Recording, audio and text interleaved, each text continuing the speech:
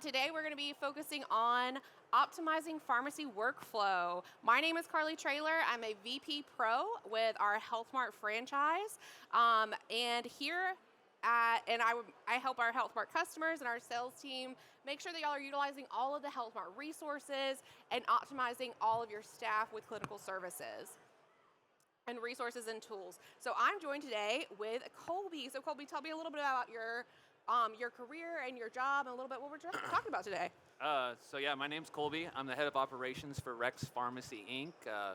We're a small independent network of pharmacies.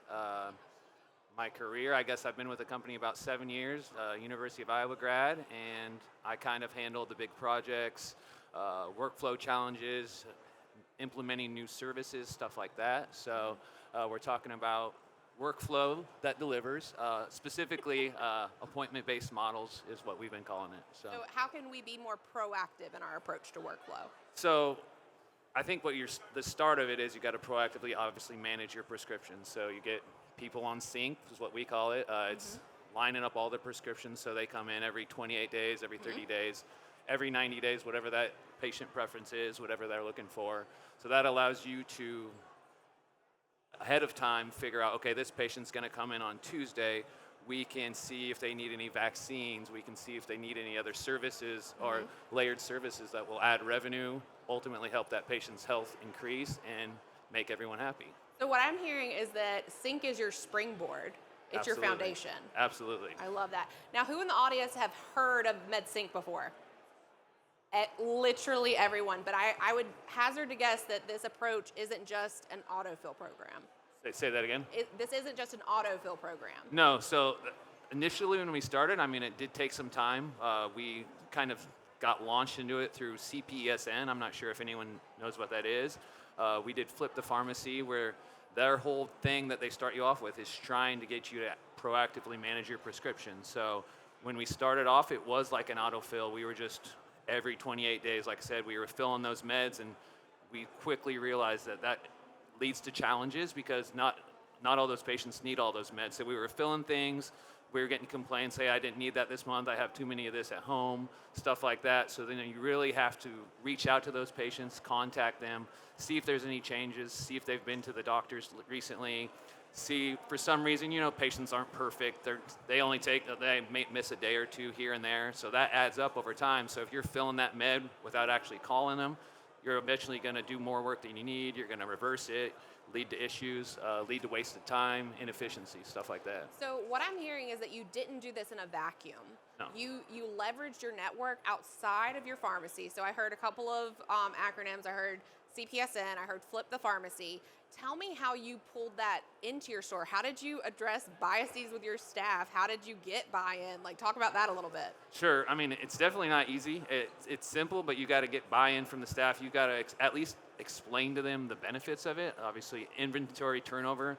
If you're just doing a reactionary or just filling stuff when people call in, then you're going to have to keep more stock on hand, higher inventory cost. So that's one benefit that you can easily explain. And then it really helped turn over our weekends and our Saturdays, because if you're just filling stuff when people call in, you've got patients that call every day of the week. I need this one today, I need this one tomorrow, I need this one. It's chaotic, it's hard to handle, it's unpredictable, so you have to staff more. Saturdays are crazy because generally on Saturdays people have less staff, so you're having to essentially run around with your head cut off, Right. So that's the buy-in from the staff, and then you also got to get buy-in from the patients. Explain to them the benefits.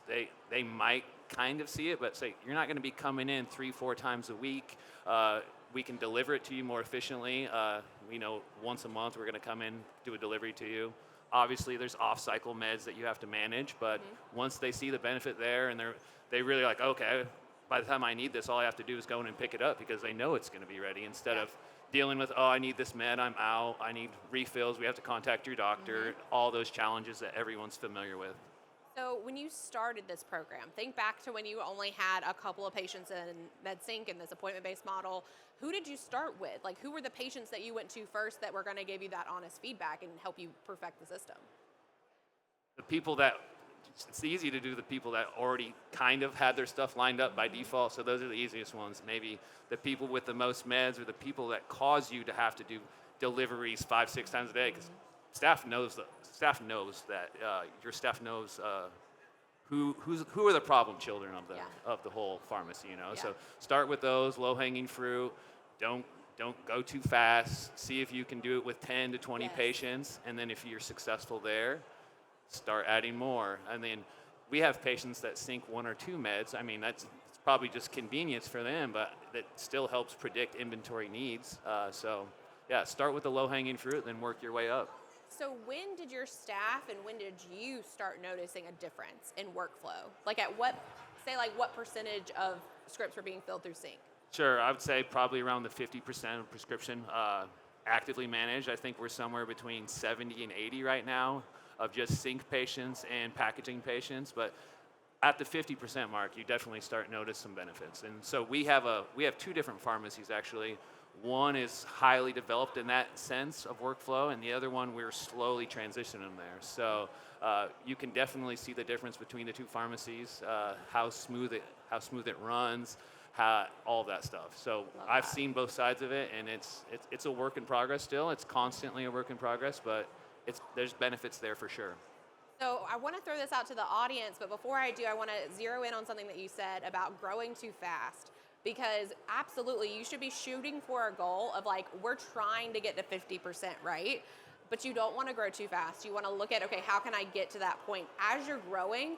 Where I saw most success when I was building up a MedSync program at a Health Mart prior to my role at McKesson, if I had an angry customer as the pharmacist sitting behind the bench, like, you're not always catching those attitudes, right, from the customers. Your cashiers are. What we called at Chansey Drugs first impression specialists. They're the ones that are catching the attitude, right? So if I had my spidey sense up and I could feel that happening to them, I would intervene, identify the problem, and say like, hey, I have a solution for you. Sure. And that's where all of my MedSync referrals came from, was from an angry customer. Because why are they angry? The refill's not ready. There's a prior authorization. Like there wasn't a refill in the script. Everything that a MedSync problem can resolve. Sure. But now, before we go into more questions that we have prepared, we want to hear from y'all. So what are some questions that we have from the audience? And y'all just raise your hand.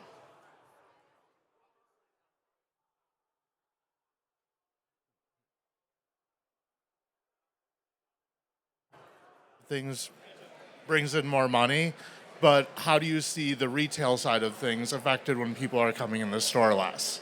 That's a great question. So what I'm hearing is if you are monetizing, if they're coming into the pharmacy for their prescriptions less frequently, and you're coupling that with more clinical services. So you're making sure that as they're coming in, that you're getting more revenue on a pharmacy side. That's them not coming in more frequently for the front end side. So how do you offset that? And I'm sorry, I missed that. Okay, sorry. So he was saying the foot traffic is going to go down. So how does that impact your front end? Oh, sure. So, I mean, we use Pioneer, but I'm sure other systems are capable of it. They have a really good sync flow and everything. They describe exactly how to do it, how to open it up and everything. And part of the questions that they've built into the what you're supposed to talk to the patient about is, do you need any over-the-counter medications? Yep. Do you need any of this? We see that this is just PRN. How are you doing on that? So you just build that into, you educate your staff and train them to address those things when they're calling them. And so could be seasonal too. Flu, have you gotten your flu vaccine yet? Do you need this? I saw you recently got an antibiotic. Do you need a probiotic? All those things can be proactively addressed with the patient, and then you just add that to their regular meds and deliver it to them, or they pick it up. And it's seamless. It really helps. But obviously it takes training and education, and there's going to be some resistance. It's going to be difficult, but if you power through it, then you'll see the benefits. So I think you're on the right track, but that sounds like a problem that you want to have. Like you want to be able to solve that problem. If you're making so much money, you're like, oh, we need to figure out how to get more front end business. Because the same thought process, I love that, of like, okay, we've synced their clinical services. How do we sync their OTC needs? You know, that's toothbrushes, toothpaste, like deodorant. Like how can we even make that more convenient for our patients? So that was a really great question. Thank you for asking that. What else? What other questions do we have?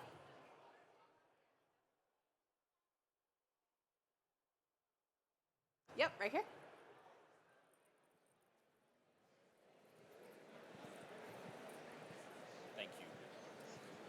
I'd like to know if you have any tips or tricks in dealing with getting prescribers on board. Yes. The ones that seem to give a roulette number of refills on prescriptions. That seems to be a big deal for us, is getting refills to MedSync with. Sure.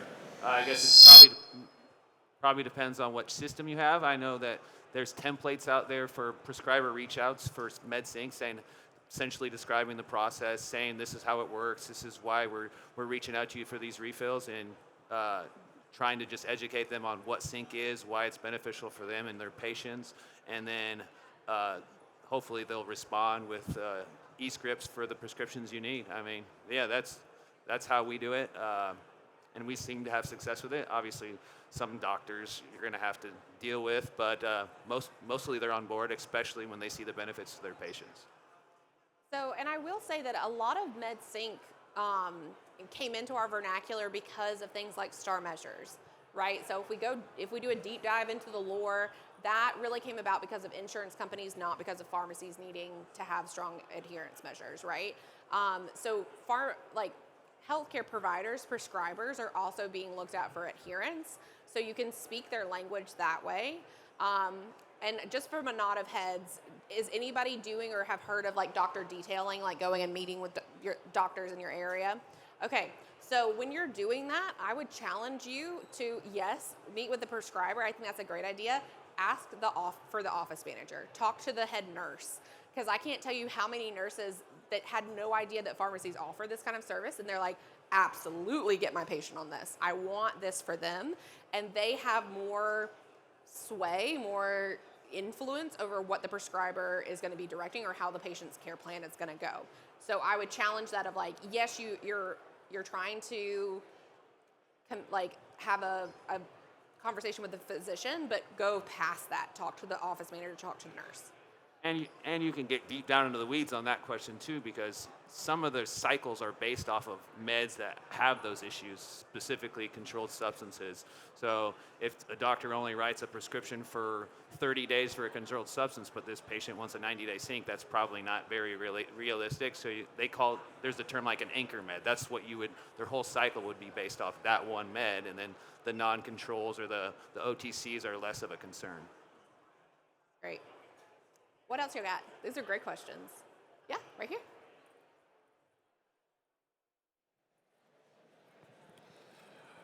How do you get staff on board?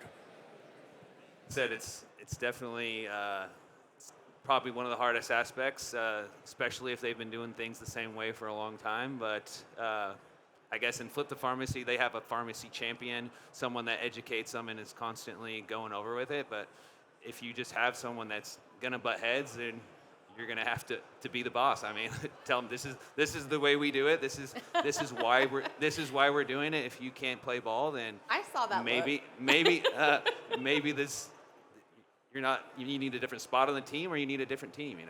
So I'm going to take this one step further. Yeah. Colby, tell me about a time when you won a staff member over. So you had a staff member who was being like, this is not for me, but you had a breakthrough. Tell me about that. So that's at that pharmacy I was describing. That's still a work in progress.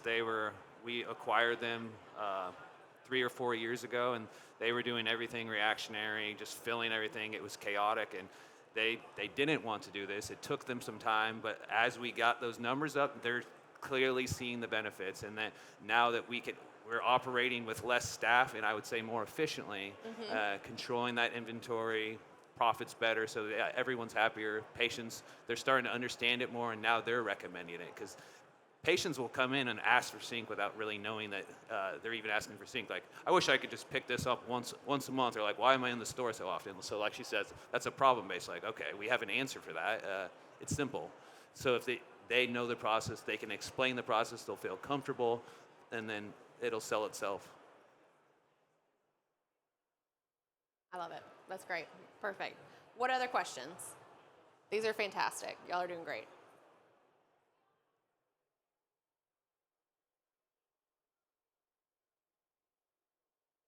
So while y'all are thinking of some more questions, Colby, I want to hear, how have you promoted technicians throughout this process? Like, tell me about the technician role in this. So actually, we're lucky to be in Iowa. I don't know what other states have it, but we can do tech product verification, sometimes called Tech Check Tech. So at our larger store, the one that's more advanced with the workflow, all of our workflow is driven by technicians. They data entry, they do everything up to final product verification. So really, the only part that the pharmacist is involved in is pre-checking the prescription and then the clinical services. So that really helps us, obviously. So they're definitely working at the top of their license.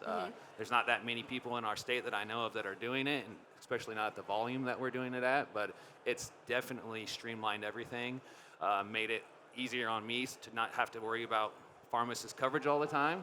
We used to have double coverage all the time. Now we're running about 110 to 120,000 scripts a year off of mainly just one pharmacist overseeing the whole workflow. So. And I would challenge, if you're in a state unlike Iowa that doesn't have that process, look at states that do and advocate in your state. Like, be a part of the political process and see what you can get done. But there's still, like, just because you have some golden opportunities like that in other states doesn't mean that your techs are limited. I would argue that this is a service that a technician can absolutely organize and run and lead. What we need pharmacists to check the prescriptions, but absolutely the technician can organize it, can create protocols, can train the other technicians. Oh yeah, they can handle just about do the outreach calls. I mean, not every patient wants a call. They can sometimes you can send text or whatever works best for that particular patient, but they can handle everything, documentation, all that stuff, and I mean, still have the pharmacist do the final check, but they can 100% lead this sync effort. So when I was working in Georgia, I had this vision. I was like, I just know that there's some way that I can use my software company, my pharmacy software, to identify patients that are likely outliers in my Equip software, but find them in the software system and pull them into MedSync. I knew it could happen, but I didn't have the time to research it because I was still trying to be staffing and doing all the other projects. So I put a tech on it, and in half a day, she figured out how to make the report automatic, and she set it up remotely in every one of our stores. And that's just one small example of how impactful pulling a technician in. And it goes back to your earlier statement of if you can explain why this is important and pull them into that process, this is a great way to create professional identity. We talk about staff turnover. A part of that is because they don't understand the why and they don't understand their role within the organization, and this is a great way to do that. And another great thing you do is incentivize them, obviously, bonuses or whatever, pay structures based off of these metrics, and that will definitely incentivize them as well. So I love it. Yeah. Well, we do have another session that's starting on the other side of the stage at 1, but before we close out, I know that we're going to have Colby here if you have questions for him specifically, but Colby, what advice do you have for the crowd before we close it out? Know that it's not going to be easy. Sync's not for everyone, but it's definitely worth the benefit, worth the work that it's going to take. And if you stick to it, you will reap those benefits. Awesome. Well, thank y'all so much.